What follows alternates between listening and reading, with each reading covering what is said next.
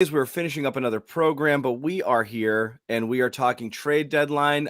We were just doing a Twitter Spaces, Bobby and I, so we're going to rehash some of that for those of you who are not part of that audience as we continue to build audience heading into the 3 o'clock trade deadline. And right now, Bobby, all is quiet in terms of the Celtics making any moves since their last move. But let's rehash some of the stuff that's already happened.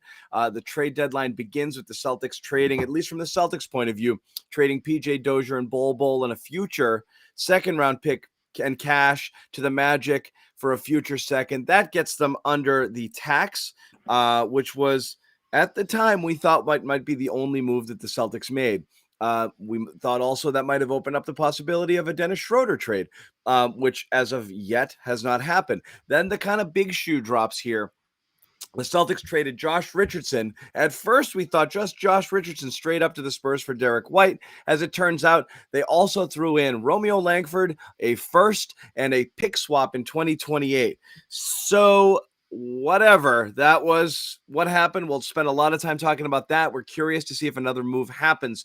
In between those two things, the other huge story, I mean, the huge story nationally, obviously much bigger than anything the Celtics are going to do, but again, to a Celtics audience, that's debatable, is the Nets traded James Harden to the 76ers for Ben Simmons, Seth Curry, Andre Drummond, and 2 first-round picks, which honestly, Bobby, you and I both thought that this trade was going to happen. I am surprised at the haul that the Nets got from Philly, considering Harden had basically signified that I am absolutely done with everything. So that is a bit surprising. We will get to that, but we're going to start with the Celtics because, again, that's what we're here to do, and we want to. This is a landscape-altering deal, this Harden-Simmons one. I think makes both teams, especially if Harden re-signs in Philly, better for the foreseeable future, and certainly better this year, particularly if a vaccine mandate gets lifted and Kyrie Irving becomes a full-time player.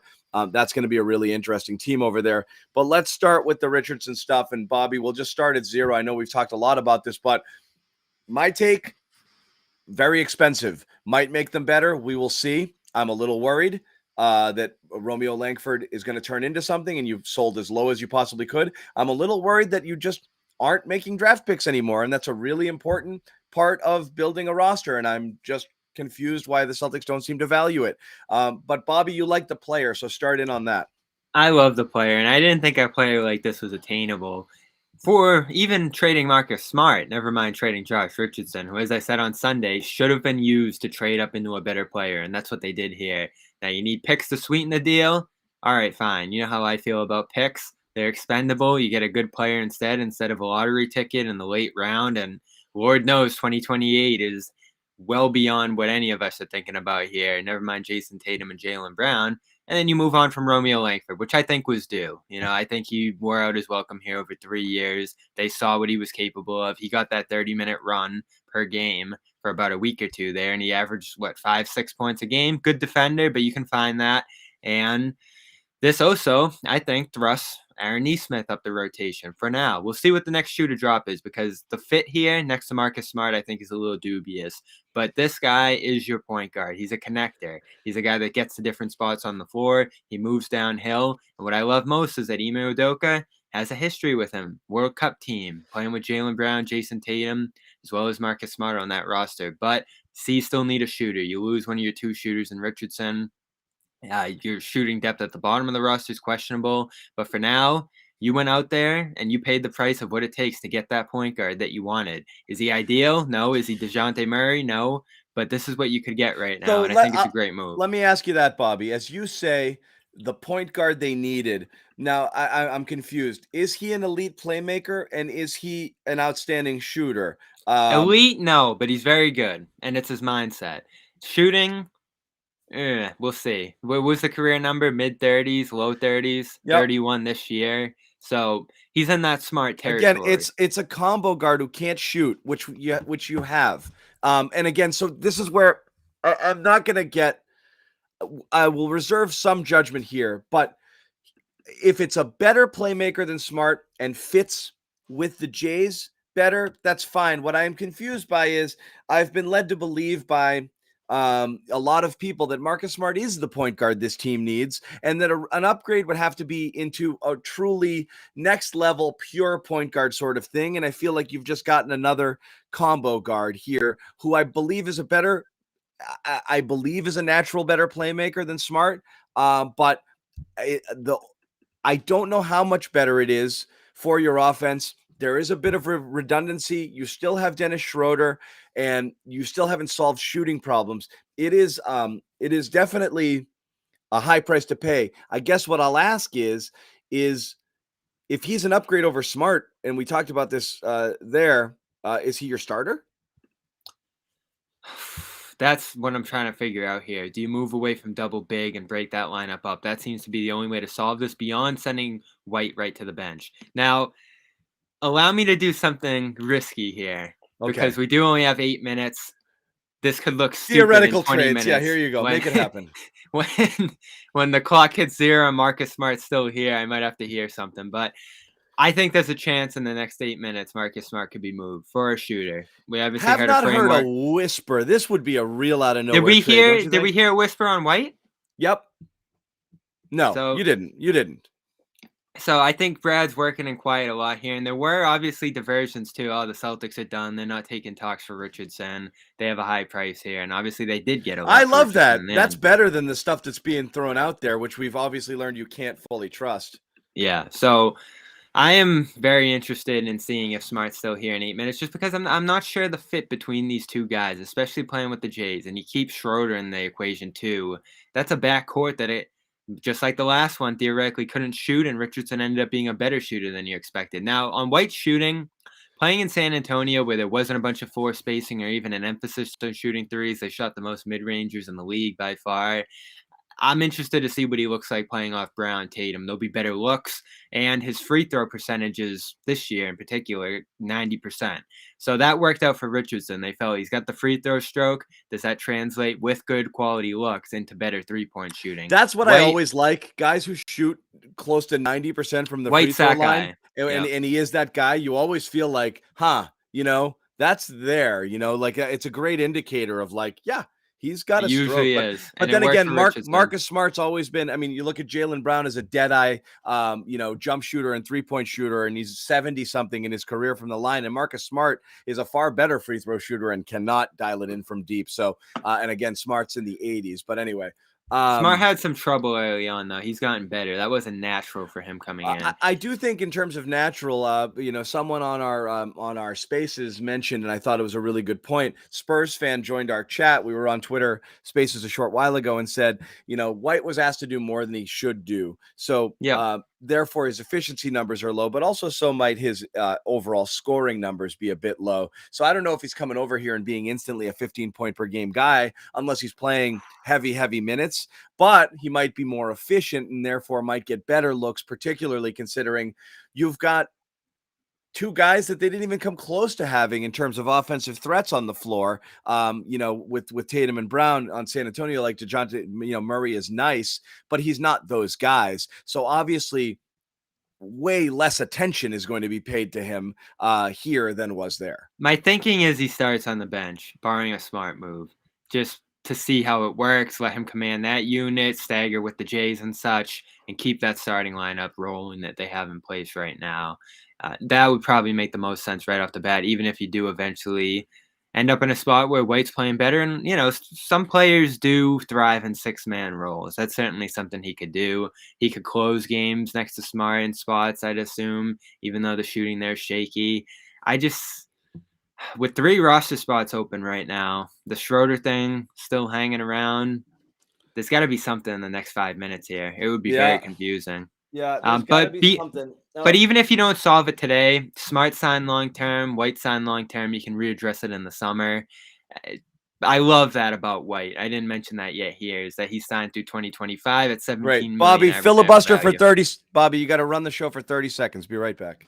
Yeah, so if we're looking at White's contract, pointing it out toward 2025, you're basically looking at a guy who is making 15 million right now, caps out at 19 million by the end of it. No player option, no team option. He's in complete team control up until that point. So you have that with Smart. If you need to go back and look at some things for him this offseason, you can do that.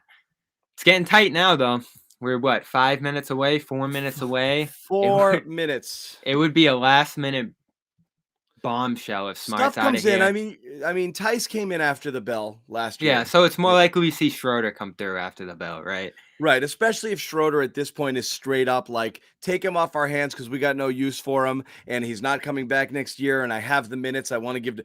Now, what's funny is when the first move went through, it gave you Schroeder leverage because it was like, I don't have to worry about tax as much, and you could have actually looked for an upgrade at the position. Now, Schroeder's just a guy who you don't actually necessarily want to give minutes to, because you now have another person coming in at the point guard spot who's not an asset for the future. So now it opens up the possibility of taking on a really low salary and a second-round pick.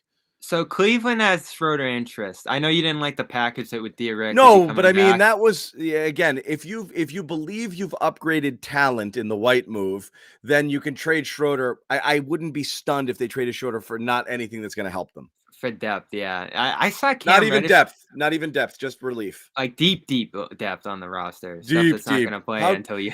If depth is too deep, Bobby, it's not really depth. No, it's not. We're talking Dylan Windler. I know. Dylan Windler's interesting. He's been hurt a lot early in his career. He's a guy that can shoot the ball a little bit, play a wing spot. I'd imagine him ending up in like a Wancho role on this team, though, essentially. So, yeah, you're not getting anything really there. Dante DiVincenzo was an option early on. Unfortunately, it looks like they missed out on that. You would obviously circle back and consider that a little longer now, but he ends up as part of that 4-team deal earlier in the day. So what else is out there for Schroeder? There was a Troy Brown thing with Chicago. That's fine. Troy Brown's a guy that wouldn't need to play a lot unless there's an emergency. I'd go that route, maybe with a second-round pick. And then, of course, there was interest. I saw kicking around from the Knicks. And is Cam Reddish attainable? I know a lot of people got excited about that earlier. I haven't heard anything on that. If I had to guess, I think it's the Cleveland thing. Bobby, I still think they need enough depth. You Yeah, saw it? No, I'm just saying. Oh, all right.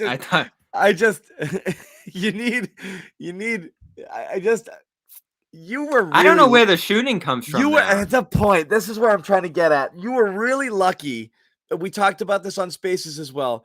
Really, really, really lucky that despite not bringing in shooting in the offseason, that Grant, Richardson, and Schroeder all shot above expectations, okay? For as little shooting as they had, you had those three guys actually shooting at elite as terms of Grant, very solid for Richardson, and well above expectation for Schroeder from three, and you still felt you needed shooting, and you just downgraded, which is crazy.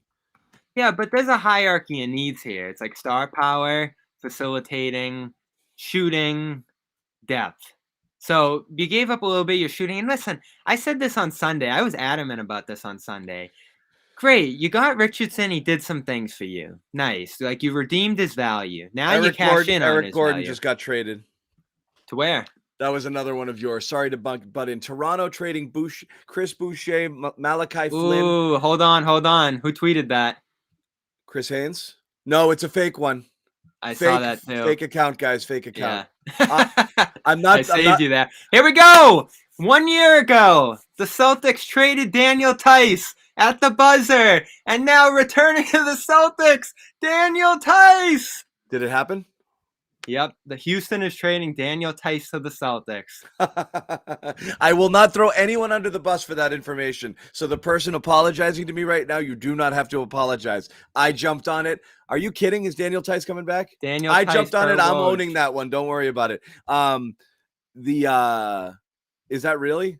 That was in my trade piece yesterday. Tice. They've had interest in him. They never want to let him go. Stevens was exasperated last summer or last deadline when they pulled out his starting center from under him. The question is Tice going to start over Rob now? Get the hell out of here! Don't But Tice, depth center, good deal. $8 million a year with the team into the future. That's another long-term contract you just brought in. Let's see what they gave up. Didn't he sign for 4? Yeah, I believe so. So Dennis Schroeder to the Rockets. There's your Dennis Schroeder resolution. Schroeder out, Daniel Tice back in. Not bad. But man, there are some loose ends to tie up here, aren't there? Oh Where's my Ennis God. going? Where's the shooting? Ennis is going to CPAC is where he's going. Yeah, you might see an Ennis. Ennis will be a release. dump. Yeah, they have about. All right, so you got $1 million in room right now. Oh no, you. So this is interesting too. Tice makes about $8 million. Tice makes 8 versus Schroeder the 5. makes 6. There's no way they did this without the money working.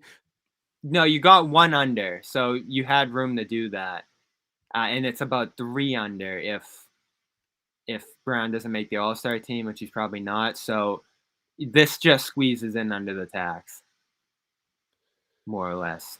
So I don't know. How do you move on from Ennis in this circumstance? Is he going OKC in some sort of thing here at the last minute? That's my biggest question, obviously, remaining. But what do you think of Tice coming back? I mean, again, let's look at what's happened here. You have now, you didn't get your shooting, and fine. I don't mind backup, big, especially if you're going to renounce Al and just take the $14 million savings next season, which it appears that they are. Would have been nice if you could have just moved on from it, though, altogether. If you found a way to improve yourself while giving that, to me, I thought packaging Al with a first and something might have been able to both buy you the money you needed and allow you to trade up for something to someone else. I thought that might have been a useful, use of Al. I don't really understand now. I mean, it's a backup big that you're going to play instead of Ennis. So that gives Ime the flexibility to continue to start double big if he likes it. But now you're looking at a bench of Derek White, Tice, I'm guessing Nesmith, Grant. You're going to need Nesmith. You're going to need Pritchard, and even in some triple guard combinations out there. And Dennis is gone, all of you haters. I hope you're happy. There goes Dennis Schroeder. And, what were we talking? Troy Brown, Dante DiVincenzo, I guess, is probably the peak of what you could have gone, but you need to throw in Grant there. So this, in the end, I think was one of the better players you could have returned, period, for Schroeder. And you turn that $6 million that was going to be gone at the end of the season into an $8 million guy who's here for years to come. So that's pretty good cap management right there. The question is just how this comes together on the court this season right now. The roster you have in place, I think, has quite a few needs that, as we hit 3 o'clock here, seemingly went underdressed. You have 2 open roster spots. We can look at the buyout market as that starts to trickle out into the night and tomorrow here. Bruno Fernando heading out in the deal as well. So what are we talking about here? 4 open roster spots, right? That's kind of weird. We'll obviously see what else leaks out here, but not bad. They definitely had an active deadline, right? We didn't expect all of this. Yeah, they did. They definitely did. So again, so the final details of this is Schroeder and Bruno for Tice. Yep. Not final. I mean, there's quite a few roster spots open on the Celtics. I don't think they can leave those hanging for too long. So unless they're going to scoop some guys right up in the aftermath here, there's got to be more coming in. That's what Steve Bulpett is thinking as well. And where's Ennis going? I mean, Ennis has to be going somewhere here, right? All right. Ennis is going to Houston as well. So Ennis, Bruno, Schroeder going to Houston with Tice coming back. It's like a big center dump on the Rockets' head. And people will be thrilled to see Ennis gone. He is right off to CPAC, right? Those dates did coincide with some Celtics games. I like the roster now. The roster's a little more solid than it was a day ago. You got rid of some of the loose end depth on the bottom, tied that up a little bit. You have some open roster spots to play with now. And you obviously get a connector in Derek White. Busy deadline for Brad, and I think you made some good moves here. All right. Well, I don't know.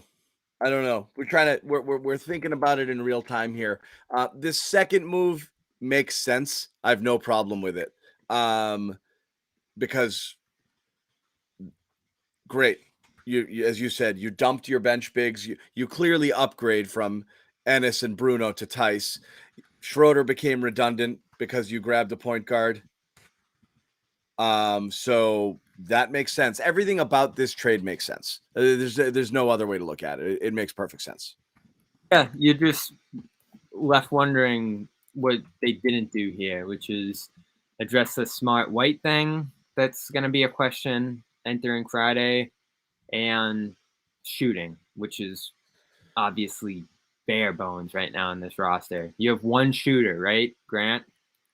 Does he have to start now? We're kicking around 3 different starters pretty much at that one spot. There's definitely a lot to come here, even if it's not trades. Now as the deadline passes, they're going to be looking at probably bringing Sam Hauser in How at the many very open least, right? roster spots? What's the roster right now? You have your 5 starters. You have Derek White. You have Neesmith. You have Pritchard. You have Tice. That's 9. What are we missing? You have, who plays for the Celtics right now? Let's try to figure it out. Well, who am I missing? It's 5, or it's 10, right, that are on the roster at this point, because you sent out another guy on top of that. Horford's obviously still, you're the starters. Who are we forgetting? Grant. The starters, White, Neesmith, Pritchard, Tice, and Grant. That's it. So you 5. So that's 10. 5, 6, 7, 8, 9. Again, someone. Oh, it's because you sent out 2. No, it's 10. Guys it's 10. at the beginning of the day. No, I said it. It's the starters, White, and Neesmith. White, Neesmith, Pritchard, Tice, and Grant is your bench right now. Something's coming through. You're not picking up 5 guys off the free agency. You got 10. They have 10. Back. They got 10 on the active roster. Is that it? Yeah, because you sent out 2 this morning in Dozier and Cole, and then you sent out 2 and 3 in this deal. I don't know. So again, it's 9, right? Bobby, I just keep saying it. It's 10, man. You got the starters plus Derek White plus Pritchard, Neesmith, Grant, and Tice. It's 10. But the it's 10. It's 10. It's 10. All right, I'll trust your math. It's 10. I could do it on my fingers. Pritchard, Neesmith, Grant, White, Tice. And Tice. Yep, there you go. All right, 10 guys. Hey, it's a thin rotation anyway, right? Who needs a bench? Yeah, I guess as long as no one gets hurt ever. So I guess, obviously Hauser, I think, gets we'll get a much more regular spot here. And whether or not you start to use him, that might be some shooting. You got rid of Bol, you got rid of Dozier, you got rid of Schroeder, you got rid of Ennis, you got rid of Bruno. Romeo, I feel, was a total freaking giveaway, and that's just cap math. I do think that they're going to regret that, even though obviously he hasn't been anything yet. I'm worried about what he turns into. But that's it. So that's your roster. The second move makes sense given the first one. I don't know how much better this team is. I'm not quite sure what the plan is anymore, because now you've acquired both. Think of that second unit now. But it's not that, Bobby. I don't know what you're doing in both. Now look at how locked up you are, both in terms. I mean, you've locked up White, who's through 25, and Tice, who's through 25 also, or 24. He's 4 years. There might be an option at the end, though. Actually, I don't think there is an option on here, so it'd be 4, including this year. Tice's contract 4 for 35. So we got 8 this year, 8-6, 9-1, and then a team option. So they got thinner, and I don't know how much better. Okay, let's just go with the 10. Let's assume perfect health the rest of the way, and the back filler, no real moves here. You like this team better than the one from 3 hours ago?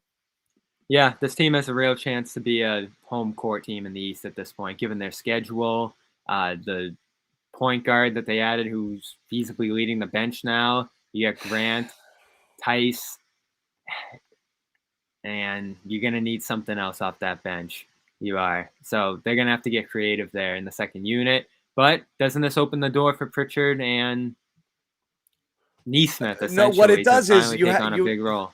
What it does is you have some salary filler for future trades. If you were to package, say, White and Rob together for a potential third star, next year, or Smart, that you're running out of picks. I really wish you didn't friggin' toss away another first here. But again, this is what pissed me off. And again, I know people in the chat are judging Romeo for what he is today. I am not judging Romeo for what he is or has been. I am judging Romeo for the person who you gave very little chance to develop. And my feeling is he's going to go to San Antonio, and in a month, we're going to be looking at that and be like, oh, he's playing pretty well for them. And everyone's going to be pissed off then. So we'll revisit this one in a month or two, or at some point next year when Romeo is a useful NBA player. He wasn't given a chance here. Whether he deserved it or not is up for debate. But I do think you obviously sold as low as you possibly could. You've burnt a lot of assets, which is pre-existing draft capital, or in Romeo Langford, and future capital, just to move money around. Romeo burnt just to save money. A pick last year burnt to save money off of Kemba when you brought in this year, rather, when you brought in Horford, and another pick as the sweetener to a deal just so they would take on Romeo as well. So I don't know at this point.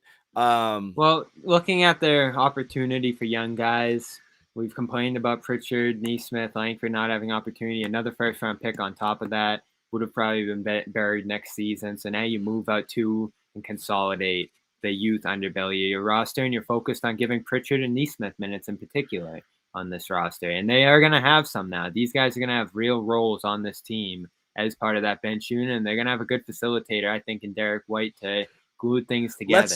Let's say it's still going to be pretty thin most nights, but it is when insanely thin. You are now, if you're running an 8-man rotation, if you go past 8 men in your rotation, you're now talking about major minutes for either Neesmith or significant. If anybody gets hurt, you're talking about instantly people going from 0 minutes to major minutes on this team. And that's as soon as you get to 9 and 10 on this roster. So 2 people you haven't asked to do a freaking thing are all of a sudden potentially all the bench depth that you have. Moving on from your 8-man rotation. If you view your 8-man rotation as, right now you've taken Richardson out of it and you've added White to it, and you've added Tice as well, I would say. So you've taken out basically your 8-man rotation is now you've replaced Schroeder and Richardson with Tice, and just look at the player swap. Is Tice and White for Richardson and Schroeder, you think on this team makes them better? Forget about all the other stuff you threw in. I think so, because I really like White. I would trade Schroeder and Richardson for White alone. The Rockets waived Ennis immediately. Good luck, Ennis. Yep. Thanks for your time. Yeah. Oh man, yeah, we'll get into that on Dome Theory maybe. Yeah. So that's where we are with the Celtics stuff. Let's let it sink in a little bit. I know, guys, I understand Romeo's trash. I'm telling you, my prediction is we are going to see Romeo Langford in a little bit playing over there, useful minutes. So this is an interesting part of this. And I believe you're going to see something and be like, oh, how come we couldn't get that out of him? That's what I believe is going to happen. That's my thought. If you could have picked any team for him to go to and not only have opportunity, but good coaching and opportunity, this is the team. He's not going to a terrible team where it's just going to be free for all, and he's not going to a good team where he's going to be buried. He's going to have real chance to contribute to the Spurs, and we're going to get a pretty firm answer on whether there's anything there or not. I'd assume it's much of the same. Good defense, flashes of ball handling, pretty low scoring ceiling with a shot that's probably in the mid to low 30s. I think that's what I do understand. It's fine. Just my problem here is Romeo's shot in the mid to low 30s is basically everybody's shot on the team. So I don't know what it is that he was doing that was so offensive versus if you given an opportunity to develop versus other people. That's kind of my my vibe there is I don't know what you would have lost by having played him more significantly over the last couple of years, but it is what it is. Mo Brown also being released, talking about people the Celtics might pick up. That was somebody who got tossed into the Josh Richardson trade. I know I was deeply aggrieved when that happened. Turns out Mo Brown can't play at all. But there's a 7'2" guy who's just kind of hanging out here. Do you want to get in? Oh, this is great. I mean, yeah, you're probably going to see a bunch of guys who were here not too long ago come walking back in, and Sam Hauser, that's a no-brainer to sign, right? In one of these 5 spots, give him a real chance. Hauser's a no-brainer. Is a no-brainer at this point. So who else are we thinking here? You think Taco could be back? He's out there, right? I think he's a free agent. We're talking none of those Houston guys can come back since that's the first team that got traded to, and Bowl and Dozier can't either. There are some people in here who might not be familiar with me, Bobby, who think I'm not a play the kids guy. I've always been a play the kids guy since last year. So I'm glad they ripped Langford out of your arms. You and some people here are confused, but that's okay. But from the get-go, I would rather. I don't think Schroeder ever sold his sock, did he? It's fine. Since last year on, I would have let them suck and fail just in the hopes that they would be better than that. And if they weren't, by the end of this year, you could say, yeah, these guys stink. I just don't think you ever got to see them. It is what it is. I don't know. I'm curious how others will grade this. To me, this is a big shoulder shrug of a deadline. I think the entire thing comes down to this, Bobby, and it's as easy as this. If Derek White is an ascendant player who in this situation frees up elements of his game, the best elements of his game are what come out, and he reaches the next level and becomes someone even better than the version that you've seen over the last couple of years, then that's great. I'm seeing Keith Smith now talking about converting Sam Hauser, so that obviously makes sense. If White turns into something and he meets or exceeds expectations, a lot of people are super high on him. It's a win because you're not going to look back at the price of things. You're not going to say if a decent pick got taken at 18, 19, 20, we know the value of those picks. Realistically, those are fringy sort of guys. Every once in a while you get hits. I just think the Celtics were due, and I do think they needed to stack up a few first rounders because they've missed on so many, but they're not doing that. But it really all comes down to Derek White. So what are your expectations of Derek White? And again, you think he should start? I think he should, but I don't think he's going to. For the reasons you listed, the starting lineup went in that role. It's now plus 30 per 100 possessions. I don't know how you break that up with the run that it's on right now. So why not let Derek White get comfortable in this situation, have the second unit to himself, spread the ball out to some shooters in those circumstances, play with one of Brown or Tatum so he has the ball in his hands more than he would in the starting lineup, especially next to Smart. I think it's going to be pretty wise to separate Smart and White's minutes, except in the closing units where you just put your best 5 out there. Stagger those guys as playmakers, as point guards. You now have 2 effective ball movers in Smart and White, but what you gain in that, you lose in shooting here. Grant's going to have to play a lot more. Aaron Nesmith's going to have to become a contributor immediately with Langford and Richardson gone. And Pritchard is going to have to do what he does. It's nice that he can play the 2 spot now instead of the 1, because I think we both agree that's where he's a better fit as a catch-and-shoot guy rather than on the ball as a playmaker. And Tice giving them a rim runner on that second unit. I mean, Tice is infinitely better than what Ennis was giving you now. So I like where they're at. We'll see. Hauser, they'll check off that spot as one of the 5. I just did the math on the trade in aggregate, sending out 5 guys and bringing in 1 in Tice. It looks like you have about $7 million to play with right here. So you could probably bring in at least 1 high-priced veteran that costs you a little more than the minimum, and then go for some minimum guys to balance out the back end of the roster there. So that's how you're going to essentially fill this out. You do have a little bit of money to play with under the tax there. And we'll see who becomes available on the buyout market now. I know they also have Denzel Valentine in Maine right now. that could be a guy you give a very cheap deal to. So he could potentially join this roster as well, I would imagine. He's a shooter.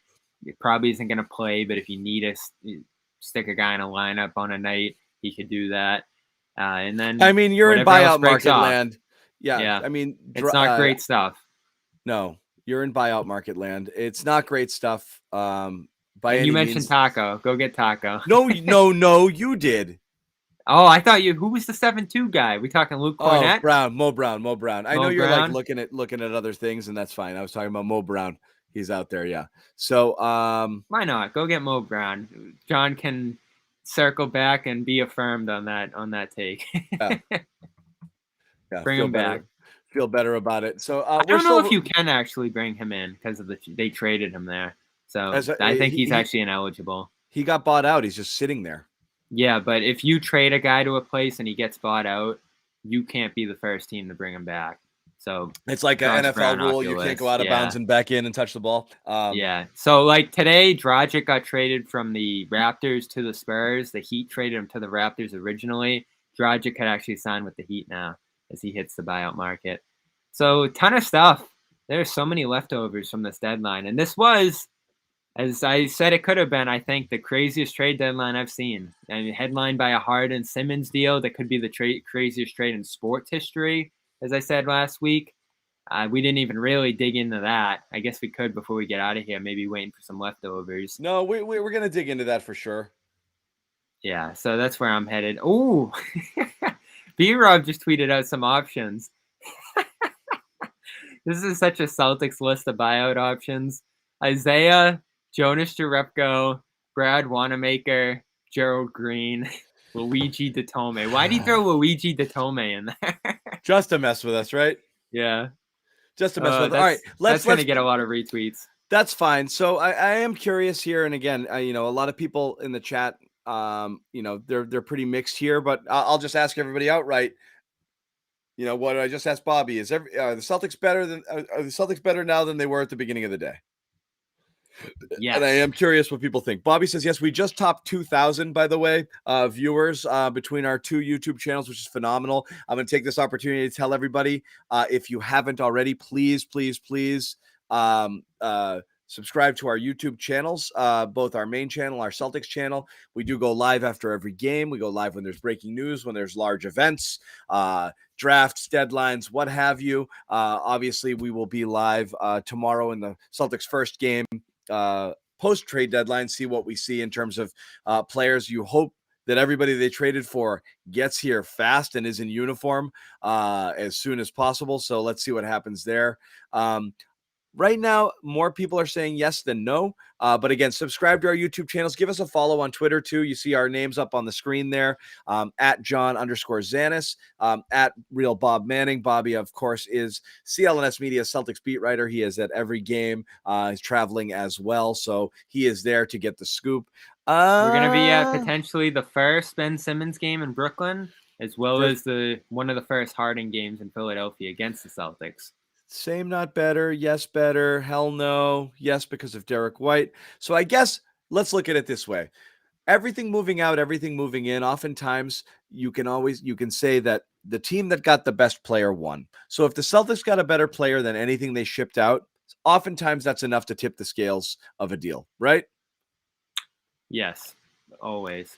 And that's why I don't mind giving up picks. I don't mind giving up young stuff. I do, only because you use them for other things. Don't worry. To me, it's consolidation. To me, the pick is not whether or not it has tremendous value to you now. It's whether or not you can use it for something you need more later. When you give them away, you just run out of options and ways you can better yourself. Look at the Lakers, right? Like, there's teams that are like, I'll trade you a first round pick in 10 years because that's the next one I have of any value. Like, that does make a difference. So I do think when you keep burning them, you don't have anything else to throw in when you do want to kind of, go into the future and make something, better. So, so it's I'd say it's 2-1 yes, with a bunch of people saying medium in terms of whether I think it's better. What the people don't like is that you don't have shooting at this point that's left over. And I think I think people think you overpaid too and have a little bit of bitter taste in my mouth. I think that first trade was an overpay. So I think two And things I do people should. think what I said earlier, Bobby, what bothers me about that first trade is I believe you can make it without having to have given as much, but you gave that much because you needed to move salary to stay. If you weren't worried about the tax, if they weren't worried about the tax, they'd be better today. Can you say that unequivocally? I don't know. It felt like they dodged it pretty well. You They got under dodged with it well, those but two they moves. lost a first and Romeo, which I don't know that they have to lose to make the moves that they made today to stay under the tax. If you keep And him, again, we're not talking about these guys. Please don't misunderstand that we think the number 18 to 20 pick in the draft and Romeo Langford are going to alter the franchise. It's just possible future assets, depth, whatever you have it, that was just tossed into the but don't fire. you like the fact that Pritchard and Neesmith have a path to playing regularly now? They might not play every night. They might not play a lot every night, but they are right at the doorstep if they can claim the opportunity. So if you can truth serum, Brad and Ime and say, what's the reason you made the deal? And they say, uh, if they say it outright, we think Romeo's trash, and we always have, but he was useful because he could defend a little bit. But honestly, we didn't want to play him because our bench scoring sucked, and he just made us worse. And I really do want to get Neesmith more minutes, and I want to get Pritchard more minutes. And there was no way to do that with what we had right now. This will help that, and I think Derek White is going to be a star. If they believe all of those things, then you put faith in the management that, okay, they're behind the scenes, they see things, and they're doing that. But if that's not the real spin, and the real spin is, look, we tried to get some piece we liked, and everything else after that was just what we needed to do to remain under the tax because that was super important to our owner. So we realized we probably killed our depth and gave away more than we needed to give away. And I really didn't want to dump Romeo, but we did, and it was the only way to get this done. Then the second version is bad. And that's what I mean is it's hard to really know what they think and why it was included. It just looks to me like they kind of burnt a lot of assets to get a lot, they burned some stuff to get a little bit better. Yeah, but that's If they consolidation. did. That's consolidation. But you can consolidate without, if you removed the tax and it wasn't as big a concern and they were okay to go a little bit over into it for the best team, I do believe they'd have more assets. Well, let's right think now. about the future things that this could bring in. So this offseason, I would think cut bait with Horford. You eat that $14 million to get $12 million in savings. That brings you, I would say, 12 plus 12, about 24 under the hard cap. Yep. So that might be enough to squeeze a guy like, let's say, Jalen Brunson into this. I think you would need more room to do a Bradley Beal type thing, but who knows? Maybe Brad Beal opts in and you make a deal for him without the limitation of the hard cap. But you're obviously well enough below the tax that you're not getting hammered with tax in a deal like that. So I think there's a pretty straight path now to keeping Horford with the team this year, which I like. I still think he was giving you enough to warrant keeping him around. I wrote about that this morning on Celtics blog, the case for keeping him around. And then your savings are probably more valuable to you on that partial guarantee than it would be for other teams, because other teams are just taking on that money. They're probably not saving a ton of money in a deal like that. So this is a forward-facing move to some degree, too, in terms of the savings that this can get you under the hard cap to go after a guy like Brunson or anybody in a sign and trade this offseason. And then you address Smart again in the summer. That'll just continue to be a question with this team. Feels like every summer, every deadline for now, I'm fine with it. I thought there was maybe an opportunity here to flip him for a shooter. A Kevin Harder deal would have made more sense to me after a Derek White deal. Yeah, I mean, you were hopeful. Had that conversation. It seems like, these are hard moves to do if stuff comes together late. So unless you almost needed to do one, like the clock really starts ticking. You needed to do one of them 2 days ago to have any chance of starting to, it becomes, I mean, think about all it's a major move to move somebody like Smart. And I don't think those things come together fast.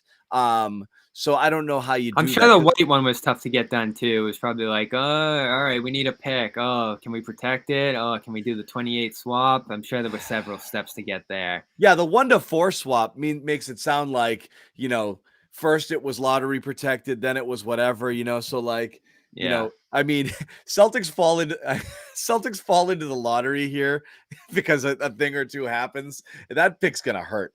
It really could hurt.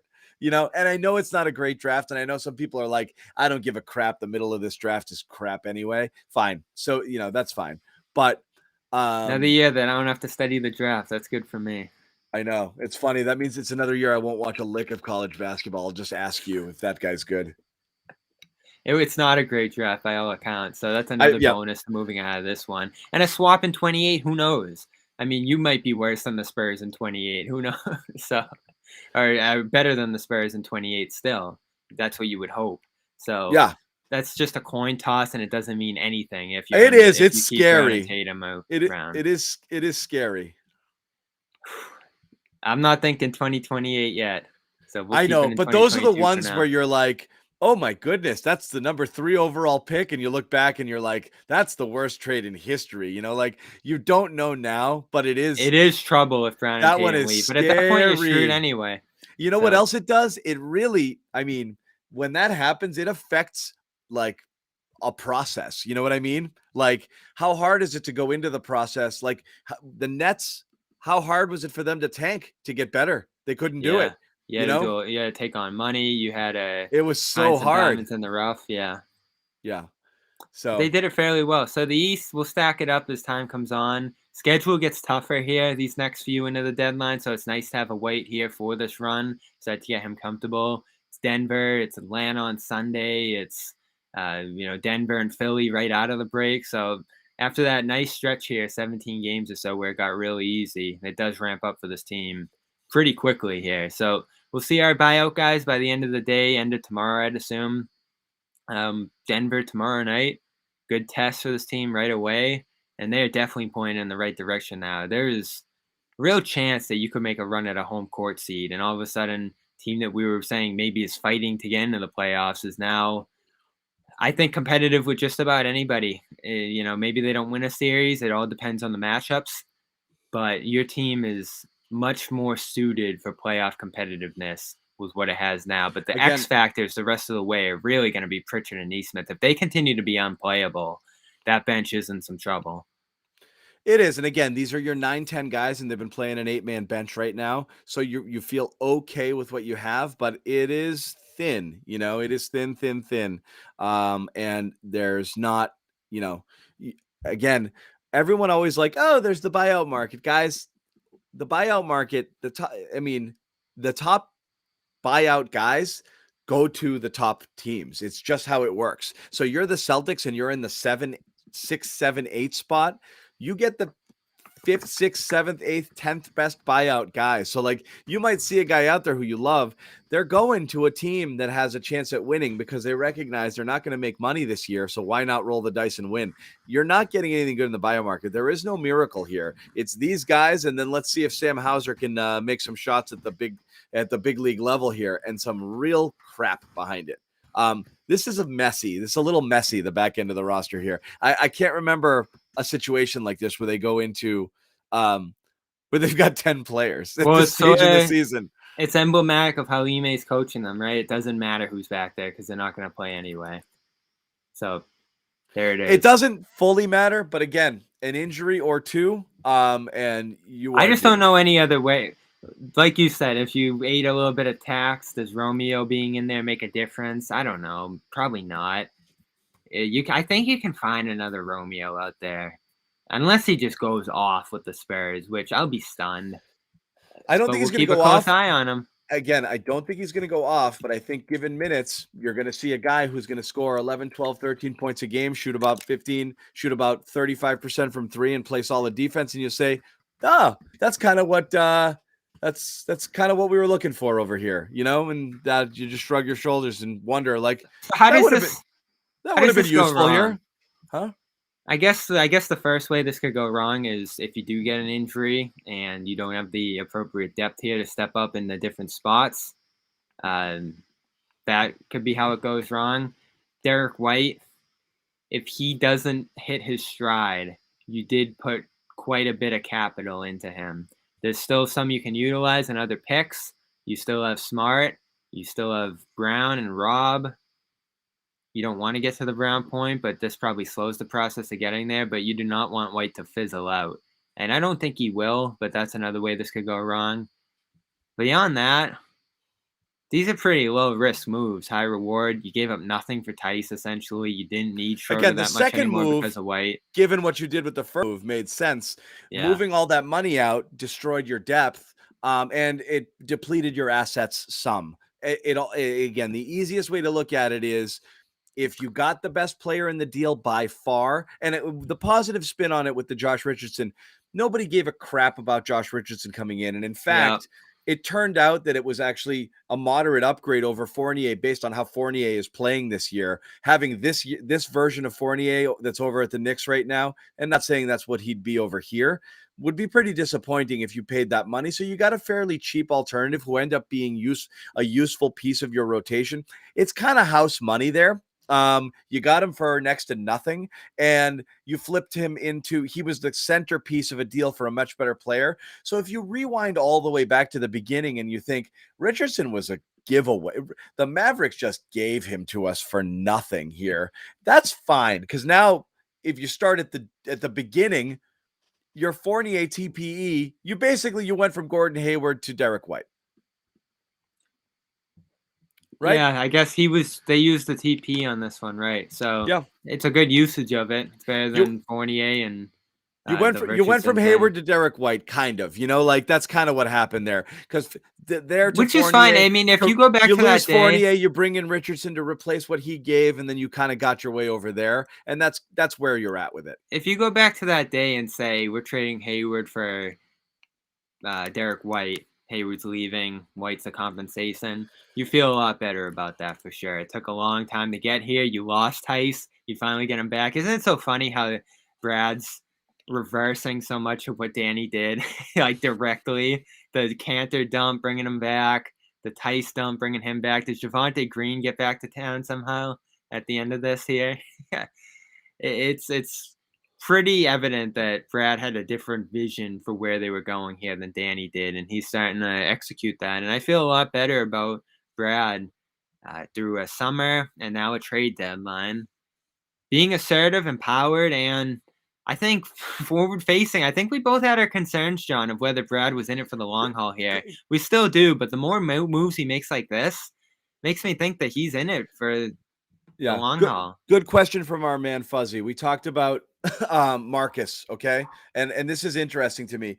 Marcus Smart, we have followed Marcus Smart's career. We have seen the ups and the downs. We have seen stuff that makes you want to rip your freaking eyes out. And we've seen what we've seen over the last 6-7 games, inspired play. Now the spin on Marcus is not the spin, the people who are very pro Marcus. This is given the opportunity. This is the guy he could always be. He just had to be given the reins and everybody had to get the F out of the way. Okay, so now they just brought in a guy who's very much like a Marcus type of player who might be competing for him for starter minutes, rotation minutes, closing minutes. You could play them together, I guess, and I'm sure they will quite a bit, just given the overall depth on this roster. How does Marcus take this move? Because again, he's been on best behavior to not get traded, so he didn't get traded, but they brought in somebody else to back him up / replace him / put him on the trade block in the offseason. How does this go? Schroeder was never a threat, but this guy's here for years, The two big questions are who starts and how do they play together late in games? Because I think he's part of your best five down the stretch. Schroeder was, Richardson was, they're gone. And Horford was never part of that in a double big lineup, right? They haven't played double big in crunch time at all. So this team is going to come down to how Smart and White fit in crunch time minutes together. Who has the ball in their hands? Do these guys effectively space the floor for Tatum and Brown in those situations? That is a huge question right now for this year's team in particular. I looked at White's catch and shoot numbers. They're not great this year, 32.5%. I don't know how much opportunity he's had to do that. Given the team around him, I'm sure he's more of a spot-up shooter guy. So they're going to have to get creative here with how they make that work in crunch time. Smart is, again, going to be in a off-ball catch-and-shoot role in fourth quarters.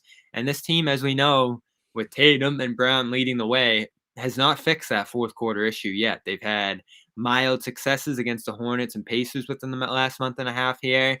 So if Smart's in the corner in the fourth quarter again and White's not effectively fixing it, I guess you might just have to swallow Smart's catch and shoot ups and downs for the impact that White could have on you in those circumstances, but it definitely raises the Smart question into the future. Is the Schroeder is the White Smart pairing better than the Schroeder Smart pairing? Because people hated that. Even though there are a couple of lineups, there are a couple of 4-man and 5-man lineups where Schroeder and Smart actually have decent metrics. So it wasn't as bad as people pointed out. I do think a couple times they went double big, double point, which was pretty ugly. But they're going to be doing that. Oh yeah, well they won't be doing that again. But they'll be double point. People seem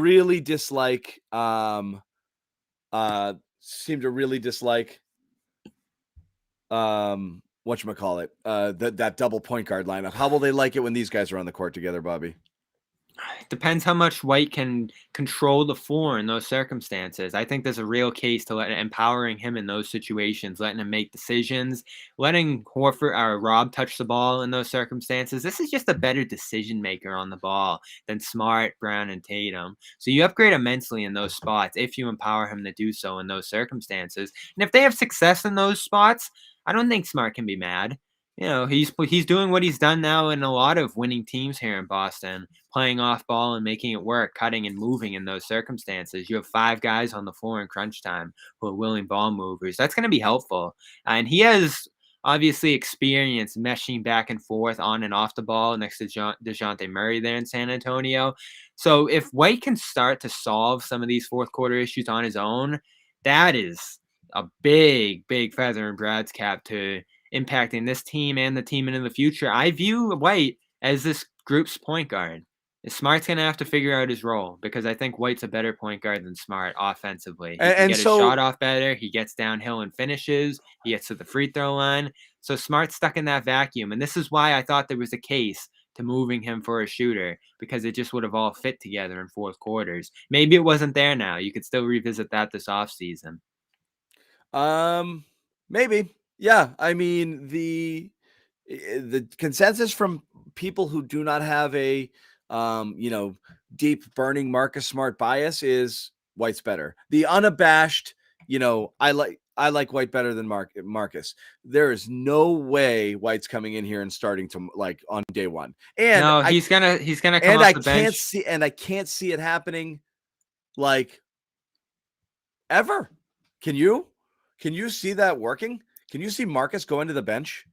No. So this summer, you asked the question, is Smart still here? And we've been asking it forever, and it's going to continue to be a question. He's a good guy to have. You don't trade him for nothing. If the right opportunity comes along, I think you're more empowered to make that move now, especially depending on how the year closes. Remember Isaiah comes in?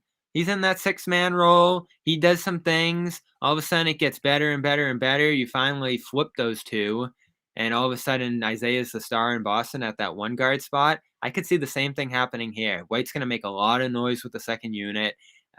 There'll be a discussion by the end of the year of where that's going. But if the starters continue to succeed in the opening minutes of games, the people will be fine with the setup there. This offseason, do you have an opportunity to move Smart for something really good? You'll be in a much better position to do it than where we were before, where we said if you trade Smart for a wing or a shooter, you'll have no point guard.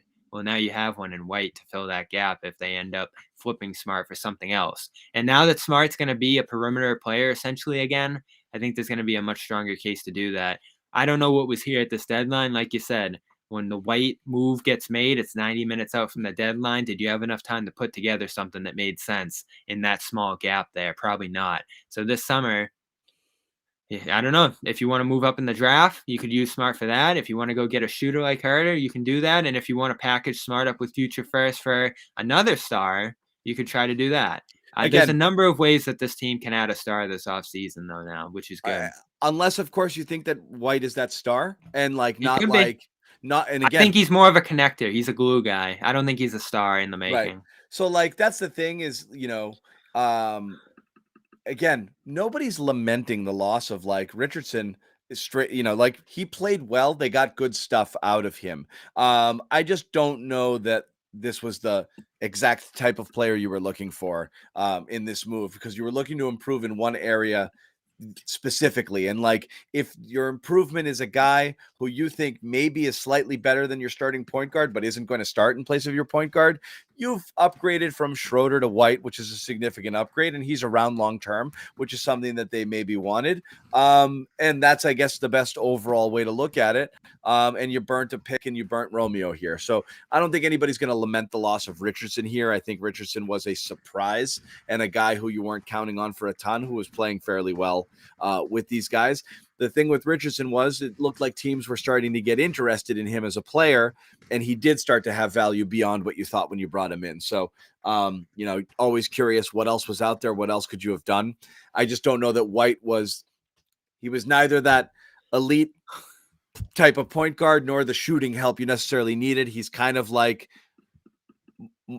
Marcus. He's the best you could do. He's the best. Yeah, I know everyone was like, "Well, why didn't they go get Murray?" Because you couldn't go get Murray. I just don't know that it was the needle moving move. I feel like it was as you said, maybe the best talent, regardless of need or position, that they felt they could get with the pieces that they were willing to move around the board. Well, like I was just talking about, the best part right? Is that might be the best way I can look at it. Yeah, and the fact that you didn't have to trade Smart for him sets you up to move Smart for something else in the future. So you gave up less in terms of players. You gave up bench players for a starter, which I think is always a good way to trade up and consolidate. The picks are sweeteners that you're more concerned about than I am. We'll see what ends up happening with them, but I don't think this team's in a position. I don't think they were in a position to wait on that kind of help.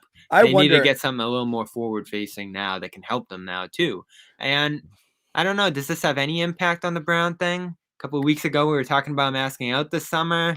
Now, all of a sudden, is this a better situation that he gives more time to?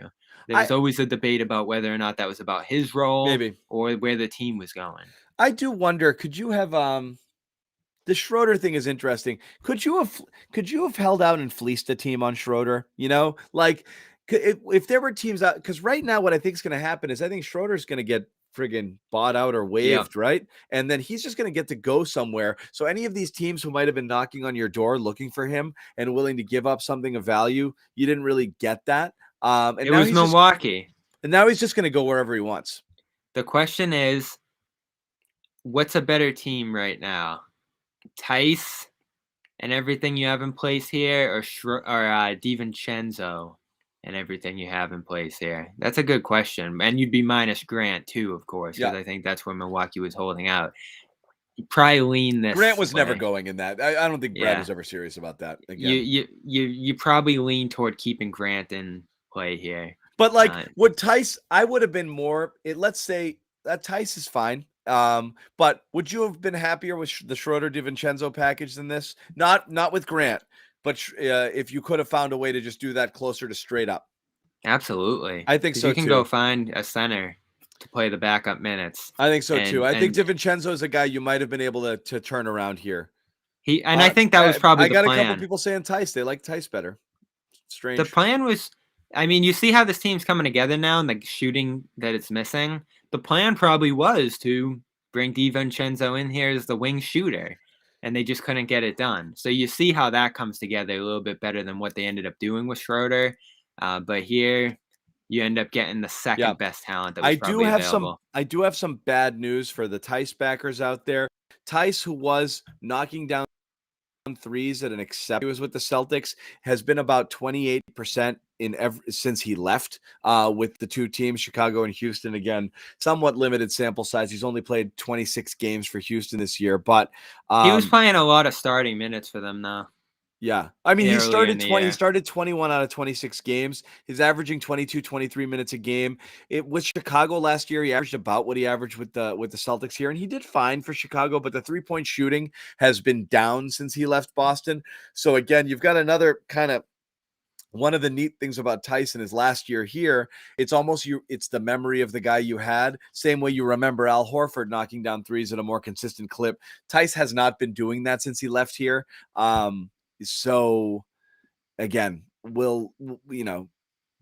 certainly huge upgrade over Ennis. He's playable in multiple lineups. Jason Tatum's gonna, his average is gonna go up, 4 points per game just based off the Tice seal alone. He's happy to have that back, I'm sure. But I don't know what else you're getting there. It certainly is an upgrade over Ennis, but I'm really excited to see I would have White. liked the DiVincenzo package better, I think. So I I'm know not a Tice guy. I don't know.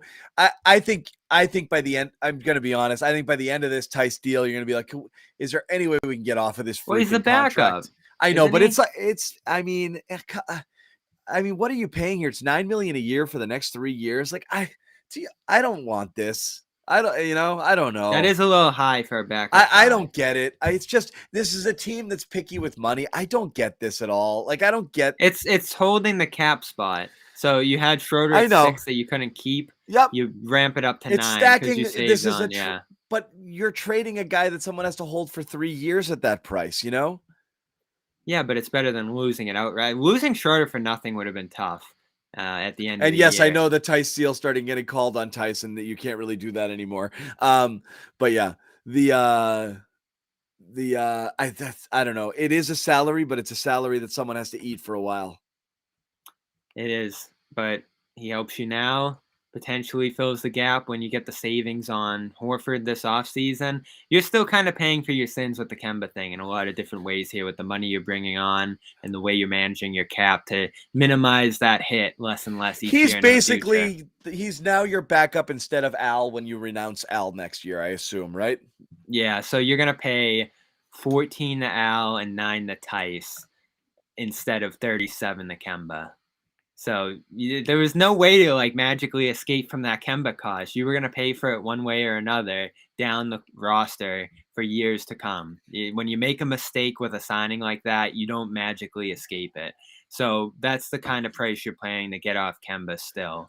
But it's good that you turned Schroeder, who would have been lost cap commitment, and combine that with Tice, who you can at least keep that dollar figure with. Yeah, you're there, holding that dollar figure. Yeah, even if he's not valuable himself, he still has some value to you. And you read off all those numbers against starting units. I'm interested to see how he looks against second units because that's where he had some success earlier in his career against in Boston. He did an enviable job stepping up to the starting lineup once Horford left. Now I think he can probably find himself in a system where he succeeded.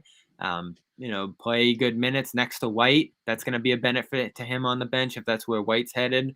And listen, he's not going to blow the world up, but he's going to play good basketball. He's going to rebound. He's going to protect the rim. He's going to roll and finish on offense. He'll hit some threes. Yeah. Tice is a salary. I really think that's it. I think Tice's salary. You don't think he's going to play?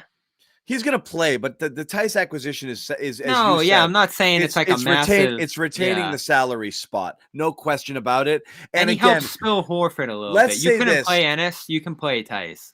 Yeah, again, what's not fair to judge at all is how many moves down the road they are here. If I'm going to go back to my, declaring Bradley Beal is coming here no matter what situation from however far back, last offseason. Tice could be salary that goes toward that. You're stacking some salary there towards that, but I don't know how you make that work unless you dump everything and then you basically have 4 players on your team. You're gonna have to hold on to Rob tight in those negotiations. But again, is that something else where Smart's a little more flexible? You feel a lot better giving up Smart in a Brad Beal deal where he forces his way here today than when you didn't have a point guard, and then all of a sudden your core is White, Beal, Tatum, Brown, Rob, and nothing else, and you just figure out how to send all those other salaries down there. It'll be Neesmith, it'll be Pritchard, it'll be Tice, and it'll be probably Smart headlining the salary if that ends up coming to fruition there.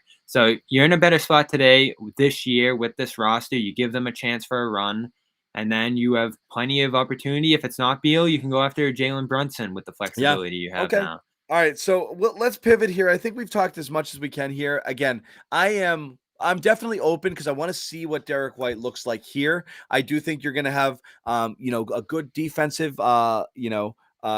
presence there I know people who's pulling their hair out with the style of play from Schroeder, both in terms of his ball domination and his pace and his, inconsistent defense are going to be thrilled to not have to watch that anymore. So I know that's a huge boon. Where I'm hopeful is let's see what the White fit does for this team and how how much they improve here. And again, you could have a really interesting, there's good defensive. This is a team that's winning on defense. I think you got better on defense here as well. So I think that's going to help. Absolutely. White yeah. at 6'4" over Schroeder in that spot. Even White Tice, even whatever. I do think so. White over Schroeder leading the second unit is such a substantial upgrade. It is. It's the shooting you've lost, but you've gained other things. So let's see it. The thing is, you don't know what that equation's going to do, but I think we really got to see it, right? So yeah, and hopefully we see it tomorrow. Hopefully White's in town and Tice gets here on time, and they can run this group against the Nuggets. So Lord knows they'll need all these guys, right? They don't have enough players to play if these guys don't show up. Again, if the added benefit to this is more Nesmith, if your shooting woes are solved by more Nesmith, this is the sunny outlook. This is a nice ancillary benefit. If Nesmith and Pritchard play, get some confidence, start to knock down shots from you, the calculus changes a great deal because but the thing is, I don't know because Nesmith wasn't cracking an 8-man rotation before. Now he has to get in there some. So there's not going to be any more 0-minute games for him. You really do have to he's just gotta. So who reported that thing yesterday or 2 days ago where there's still intrigue and there's still value in him and he's hitting? So that was on in the Boston Herald. That piece I grabbed was that. Talking about what has value to other teams now, and the general vibe on the Celtics was, there is some interest in Schroeder because there are a couple teams that are really needy at the backup point guard spot, and there's interested in Richardson because he's fairly cheap. And some teams, Richardson to me was a guy you traded for a larger contract because teams were looking to move off of him. That's why I thought if you weren't afraid to spend into the tax, you could have traded Richardson for a better player who was more expensive that another team didn't want necessarily, but. Whatever. That's one thing. But the article was about you now have some interest in Richardson, you have some interest in Schroeder, and don't discount a person like Nesmith, who, despite the fact that he hasn't done much, some teams know there's something there. And then the article mentioned he's still knocking down 85 out of 100 threes in a game. And I had that tweeted at me by someone who's like, how is this happening in practice and the Celtics won't use him? So I'm going to go back to the thing that's been driving me nuts for 2 years, Bobby. You expect them to suck for a while and to fail for a while in order to be able to be good. I think they gave them very little rope. And I think every time a rookie went in and wasn't playing well, like I said, we've seen multiple times in the last 2 years with two different head coaches, Bobby, where a player has gotten on a little bit of a roll, whether it be Romeo or Nesmith, and inexplicably go to 0 minutes for like 5 games in a row. It happened to Romeo this year. Romeo was playing well at 20-something minutes a game and the first guy off the bench, and he had a couple of really good performances, and then they got healthy and he went to 0. That's a disaster. And it happened to Nesmith like 3 times last year and once or twice this year. He's in there. Oh, he's in there at the late in the first quarter. Wow, what do you know? And then gone for 6 games. That's really messing with a guy's head. So again, if one of the benefits here is that Nesmith's going to come in and get a guaranteed 15 to 18 minutes a game without any fear of what he does, and the idea is go ahead and shoot and keep shooting even if you don't make them and shoot your way into figuring this out again. This is huge. That would be awesome for him. That would be awesome. He was one of the guys that could have potentially been done here. And the fact that he gets new life out of this because Schroeder, Richardson, and Langford are gone in front of him is enormous. It's probably confidence that he was missing, knowing that he was so far from minutes and just a mistake or two from the bench. Now they need him on most nights. There's not going to be many opportunities for them to not play him here. So like I just see the comment coming through, it's sink or swim time for Nesmith and Pritchard. And going back to last year's draft, I liked Nesmith. I liked the pick. I liked the shooting pedigree. I haven't liked how he's looked. We've talked about this in the group chat in the last couple of days. I'm extremely discouraged by how he looks just playing within the speed of the NBA game. But now he has a real chance to save himself here, which is good because I didn't see promise with Romeo.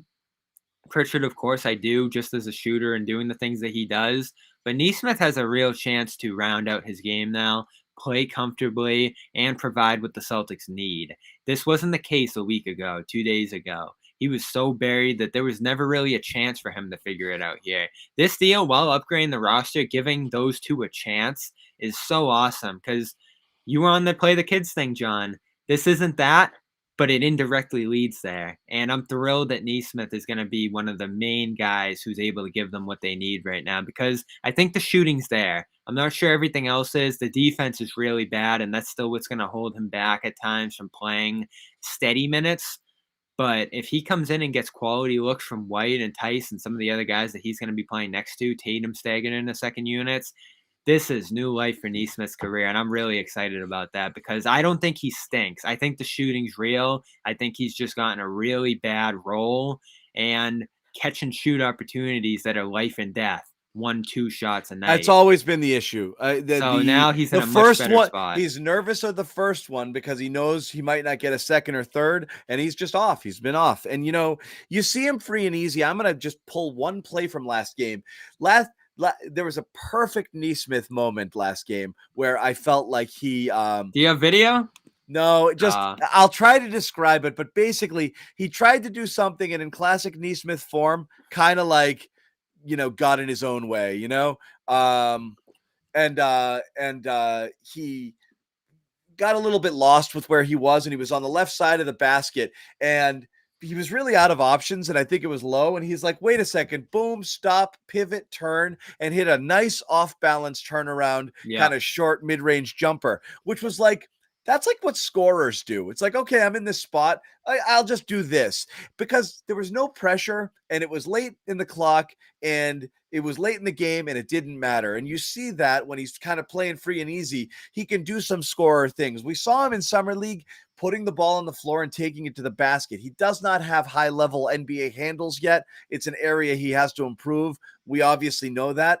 But I think he's just playing so freaking tight all the time that all he's trying to do is the energy stuff. And then hopefully if he catches a ball to shoot it, but he's just thinking too much. So any way we can find a way to get Neesmith to a point where he's not freaking out all the time is good. The problem is they're playing a short rotation. He's still the 9th or 10th guy. It's not a guarantee of a lot of minutes. He's still got to make the most of them. But if there's an injury or something like that, or a load management situation, he will be thrust in there and play significant minutes. He absolutely will. And I'm excited for it. I'm thrilled with where this team's at for the rest of the year. The combination of flexibility and being able to compete this postseason, I think, is a nice pairing because you do need momentum going into an off season to have guys want to come to Boston. If you have the Garden rocking, some upside with Brown and Tatum, those guys feeling good, and a roster that can fit a scorer on the wing next to them this off season, that's a great thing to have. And you're going to need a good run here and everybody committed and excitement on national TV all the way and up to the Eastern Conference Finals to reestablish something in Boston here. And listen, you gave yourself life here. I was thinking stand pat and you have a million different questions and you don't know where this is going after a nice little run here. This is a B+ at worst. You think this is a B+ trade deadline? Absolutely, and I'm bordering on A. Wow. Well, Bobby, I love Derek White. Maybe I'll be wrong, John. I know you're a little lower on him, but I'm think not he's low. The glue guy, I don't know the that connector that you need. What's my favorite phrase? I got a lot of them. Needle mover. Does White move the needle? A lot. No, but I don't think you've had the chance to get that now. And you needed two. Remember, I've talked about several steps to getting back to contention. You need a glue guy and a connector, and you need a needle mover. One move wasn't going to get it done. So I'm not talking about third star needle mover or whatever. I'm talking about a clear-cut guy who comes in. Like, you could have a person who comes in and is your third best player and isn't a star because the drop from the Jays down is significant. Rob is ascending, but he's still incomplete. And Marcus Smart, we've thought and have said multiple times, Marcus Smart, I think, is best served as a bench player who comes in as a jack of all trades. And I truly believe if you looked at all of the best teams in both conferences right now, Marcus Smart would be coming off the bench for all of those teams. So your team is better when Marcus Smart can come off the bench, which means you need more talent in that starting lineup and people who can do the things you expect them to do, a true point guard, more shooting. I don't know that you got that here. So that's what I'm talking about is you didn't take somebody and slid them in clearly in a talent hole up above everyone else. Do you think he's the third best player on this team right now? No, Rob is. Still Rob. Yeah. But they're doing different things. Of course. Rob's the anchor of the defense, which is obviously the identity and what's going to drive winning here. Derek White's going to facilitate offense and give them just enough on that end. F minus. Wow. I don't know what people wanted, and I see people mad that Richardson's gone. I'm so glad I'm not mad about that at all, Bobby. That's not my thing. Here. That's not mine at all. It's not that. It's everything you threw in on top of that, which to me, again, I believe Richardson and something gets that done. But I believe you paid someone. You paid the first round. I hate paying people to take things from you. I hate that. So you would have just done Richardson for White straight up. Because if San Antonio's like, we're moving on, they're like Richardson making less money and being around for fewer years. You paid them to take Romeo, you know? I guess. Well, they wanted Romeo. But listen, do you feel better if Romeo's in front of Neesmith and Pritchard? It's less about that. It's, again, I always wanted to develop the talent to either have them be good for you or be worth something in a trade. And only after you figured out whether they have value or not. You were running out of time with Langford, though. Today, that was hard to do. Everything that led up to it, this is the mistake that was made by the organization, which was you have to develop them to either be able to sell them for something of value or so they have something of value to you so you don't have to go overpay for other talent. They didn't do that. So you just gave them away. You sold low. If they are certain Romeo Langford is a bust, certain, they've watched him and they would say unequivocally, this guy's never going to be anything. I would have cut him if I didn't trade him. Fine. But if they got rid of him just for money and they're thinking, geez, I hope Romeo doesn't turn into something, then that's bad business. That's what I hate about it. You never found out and you sold low and you paid someone to take him. That's what I hate. Sometimes you got to just admit that it's not working and move on. And that feels like what they did here. That's the thing is you're correct. And so is everyone in the chat saying it's not working. He hasn't shown anything. However, they didn't give him enough opportunity. Yeah, that can be true. But now you got to make this decision. Yeah. Both can be true. They made the decision. They can live with it. But I hope they made it because in their opinion, Romeo was trash, not in their opinion, well, we're not using him now. We're not using him now, and I need to get rid of some money. That's the move I hate. Let's just compare Langford and Neesmith. You look at Langford, there's some nice baseline skills that are there. He's a better player today, but he was blocking Neesmith. And Neesmith, there's some skills you need a lot more in his game than in Langford's. And there's still some upside there, and there's time. You have 2 more years on his contract beyond this one. All right. We've been going a bit, Bobby. We haven't spent a second on the Harden trade, which is crazy because it's such a massive trade. I couldn't believe when it finally Celtics fans, let's hang out here and just a little bit talk about this. This is so interesting just because deals of this magnitude in the middle of the season never happen, right? No. So this was a big one. And it did. You and I both thought it would happen. I was questioning whether or not Philly would have to give as much as they did, which I am surprised that they did. I'm surprised that I assumed that Curry was going to be the bargaining point. So Curry, but also the 2 firsts. And, it could have been a combination of a few different things. It's quite a bunch of stuff here that they got, but that's fine. This is one of those, even though I think Philly gave up a little more than I thought they needed to get this done.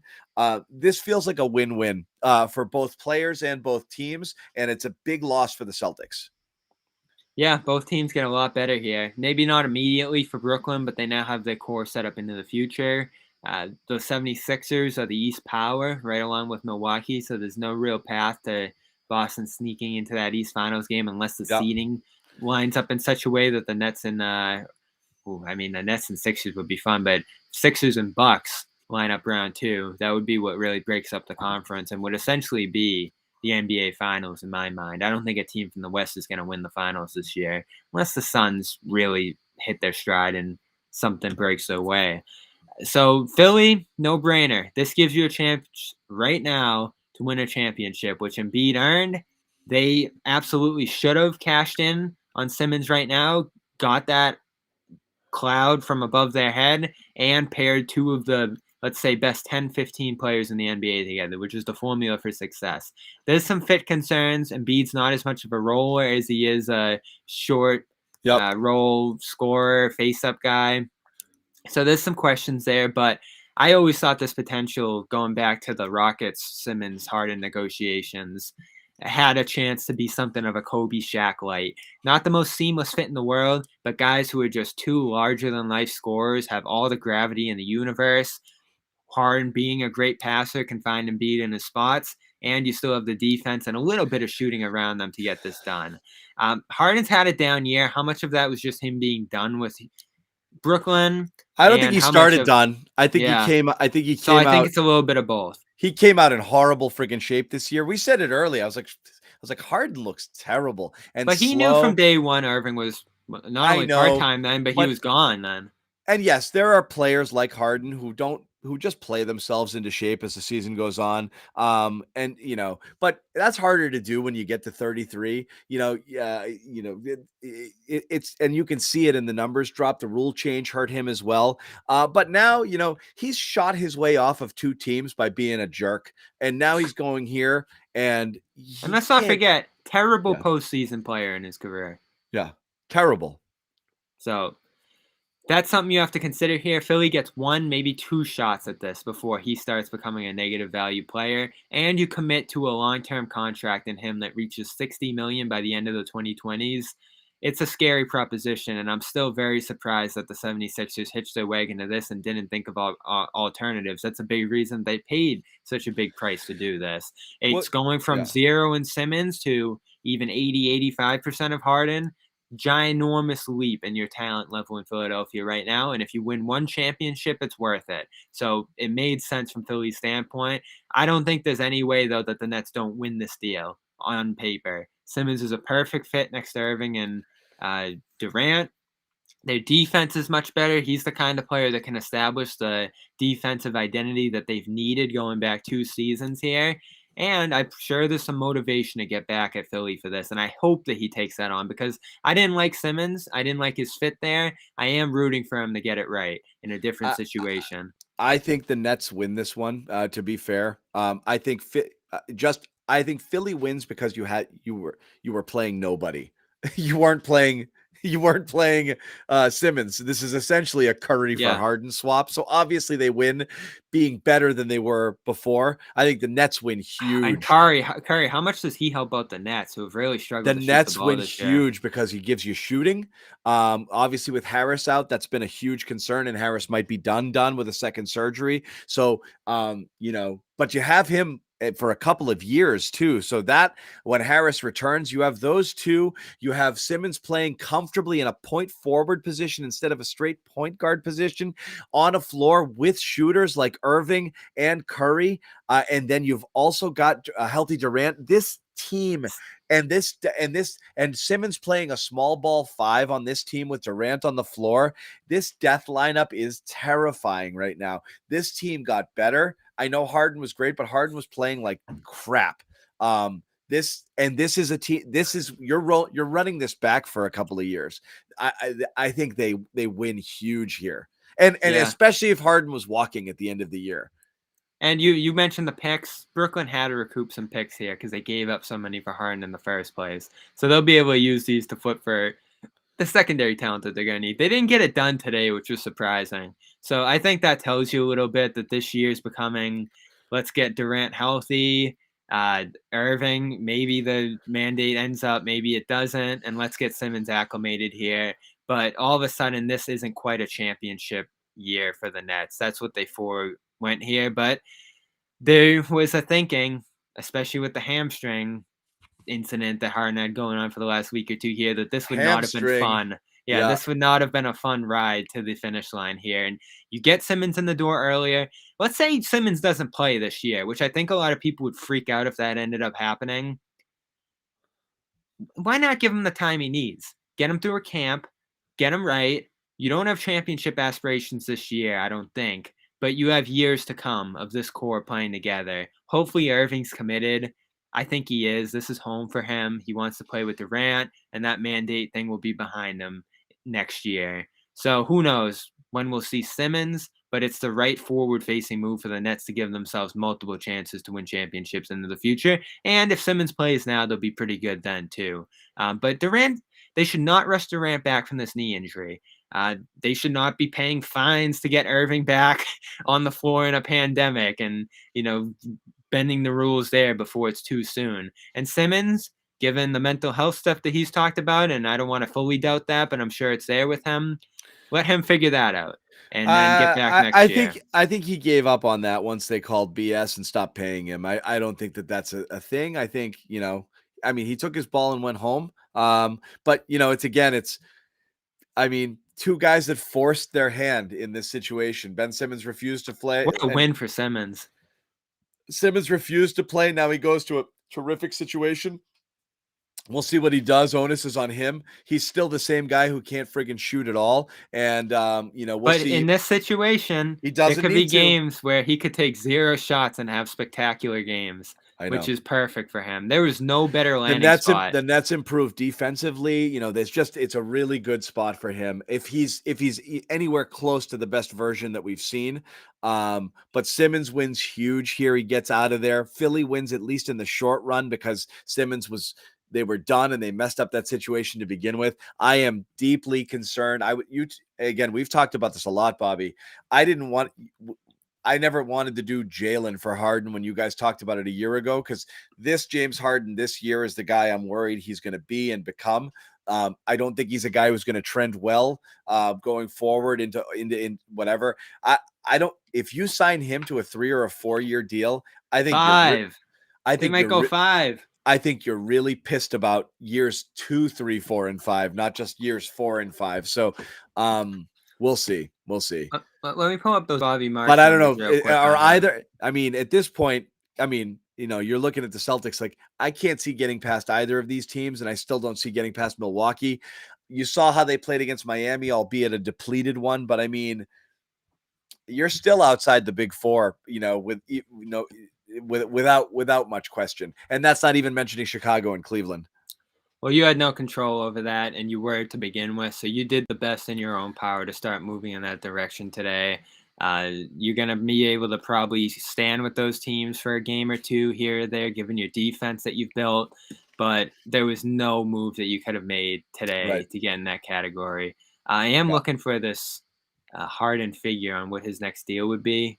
I don't have it right in front of me, but let's just say by 2027, it's like 5 and 220 or something like that, right? Yeah, and by 2027, it would be over $60 million.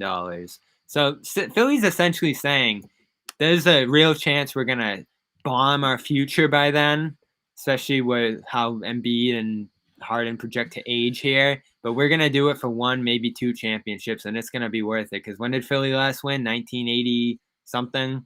You and Nick would remember. I'm not privy to that. Philly's been waiting for this for a while. So, and Embiid deserves it. I'm so happy Embiid got this. I'm glad Simmons, the saga is over. I'm glad the Nets are in a better spot.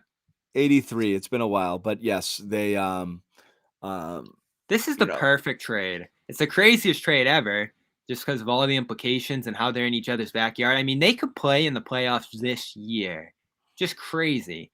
And it helps each side. And that was why all along I thought it was going to get done, because they can help each other with this, and they did.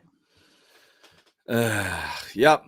It's tough. Again, so Celtics, the grades, a little bit mixed. Some people say straight A. Some people hate it. I think it's I'm going to give it a wait and see, because you want to see the fit, and I want to see how good Derek White is alongside these guys. We've only seen him in the circumstances he's been in. So it is hard to gauge what a player is going to be in a totally environment.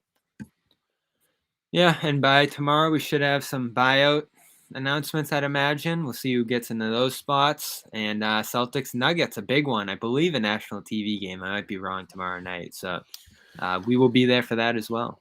Yeah. So yeah, Derek White, again, entire career there. This is the guy he's been drafted 2017, 27th overall, I believe, 27th. Yeah. And, has been basically, I mean, he's been a full-time starter the last 2 seasons with San Antonio, averaging somewhere in and around 15 points per game over the last couple of years. 3-point percentage has dipped this year. He's about 34% for his career, 34, 35, down a little bit this year. Likes to get downhill. Field goal attempts somewhere in the 12 per game. He's in and around Marcus numbers, a little bit ahead of that. Coming over here, presumably to be, in terms of shots per game and, whatever, just his overall shooting efficiency, is kind of in the Marcus Smart range right now. Low 4s on the field goals, 31% for 3. Presumably to be your backup point guard. Bobby thinks the ceiling is a good bit higher than that, and he can become something, better with this team. Again, we will see, because we don't know. We just don't know right now. He's an interesting mix of a guy that filled the glue connecting spot that they needed right now and has a little bit higher upside. We were talking about guys like Tyrese Halliburton, Jalen Brunson possibly being the next big thing. He's not that, but he leans in that direction. And it's a low-key guy that we weren't talking about. Some people were. I know there's some chatters in here that will say I said Derek White because I saw it. I just didn't buy into the fact that they had enough to get him. And for Brad to be able to turn that TP into Richardson have enough value here along with your picks and Romeo to get a guy like this. This is what you dreamt of a year ago when you said we don't have anything to offer for anyone. And now you pull this deal off with your own pick that is a very late round pick. You do give up a pick swap here that could have implications deep into the future. That probably was the deal breaker here. And you essentially just trade a couple bench guys for a guy that is a starting caliber player in this league and gives you a lot of things that you need. So I'm thrilled about it. The second I saw it, I was so excited because I like this player quite a bit. I like the Spurs pedigree. It's a reason I like Ime coming here to coach this team. That's just good stuff coming out of there. And that's all the more reason to like it. And he has experience playing with Brown, Tatum, and Smart as well. I think you can loop into that with Team USA. And that was obviously a run that I covered pretty deeply. I like the way a lot of those guys fit together. I like the cohesion that group had. Miles Turner was part of it as well. So we talked about how he would have maybe fit in this team after the Hayward thing didn't work out there. So you do end up piecing together now much of that 2019 World Cup team that went over there in China and kind of fizzled out, but got a lot of opportunity to play together. And the starting unit on that team was White, Kemba. Smart was off the bench, but it was Brown, Tatum, and Turner. So White, Brown, Tatum, those guys played together a lot during that summer. Yep. We'll see how that meshes now here. Again, we've been going on for a bit. So again, I want to thank everybody who hung out. Bobby and I have been talking since 2:00 when we hopped on Spaces. We've been doing this show since 2:30. We are going to wrap it up. Do want to let you know, should anything else change, should there be any major news, should there be a deal that leaks in super late, we'll jump back up here and we'll talk about it. In the meantime, we do want to tell everybody you can absolutely follow us and please subscribe to our YouTube channels if you haven't already. Celtics All Access and our Celtics CLNS main. It will notify you if you sign up for, notifications go live, which we do after every single game, and we will again tomorrow with Bobby Manning going to be at at the game, Celtics first game, which we hope is going to feature all their new players because they don't have a lot of others. Yeah. Unless we get Maine up here, Luke Cornett will have to come down with. They do not have Valentine. It could be a Valentine Cornett Hauser sort of night, but that's what we have. So we could see the debut of the Celtics players. We don't know right now, Bobby, nothing scheduled from the team, right? To speak. I was looking. Yeah, I don't see anything. Normally they talk.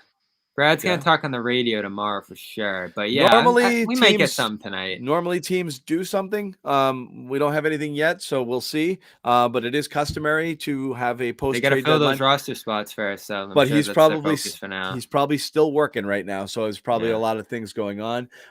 So at some point we may hear Brad's take on all of this. His first kind of major set of, I mean, a lot of wheeling and dealing for Brad in a very short period of You time said as the Hauser's. You president. said Hauser's gonna be officially be joining the roster. Keith had said that they're going to convert him to a full contract. That's good. I like that a lot. I Obviously, think you have to.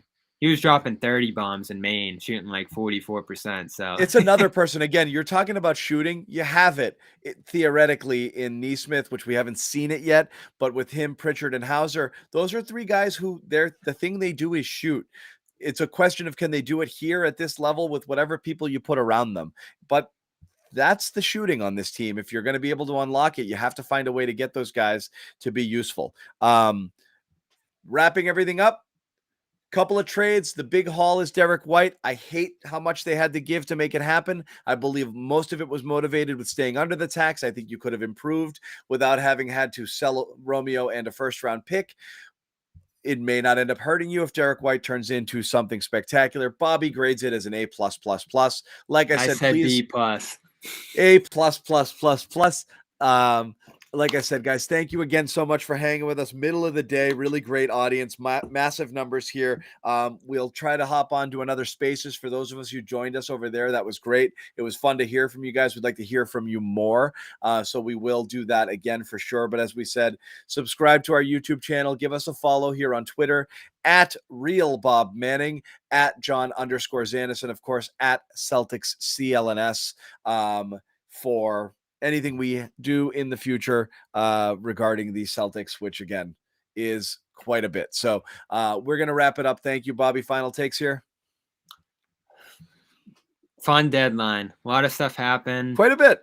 We're active, and listen, you feel, I know we've said this all season, but you feel much better being a Celtics fan today than a Lakers fan, certainly, and especially a Knicks fan. Those teams did nothing today, and they needed to do things. So feel good about that, I guess, even though you're not at the top. I'm going to do one more programming note. We are accepting interns here, not only for this current semester, but for the summer. If you are a college student and you are out there, even if it's someone who is not in the Boston area, if you're in the Boston area, great. But if you're not, and you are interested in a CLNS Media internship, email us info@clnsmedia.com. Once again, info@clnsmedia.com to apply for an internship. Must be in college in order to do so. So again, by all means, do that. And as we said, subscribe to our Celtics All Access YouTube channel for all our exclusive content, including breakdowns of all of the moves, post-game reaction, and all of that. Plus all our terrific podcasts, which include Bobby Manning's Dome Theory and A. Sherrod Blakely's A-List podcast, Celtics Beat, Cedric Maxwell, all that good stuff. We are going to wrap it up. So thanks again, guys, for joining.